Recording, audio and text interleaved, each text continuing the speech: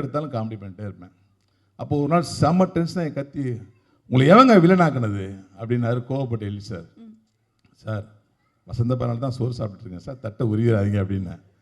இல்லைங்க நீங்கள் இப்போ சரியான காமெடி பேசுங்க, காமெடியில் இறங்குங்க, வேற ஒரு அறுவடை உங்களுக்கு காத்துட்ருக்கு அப்படின்னாரு.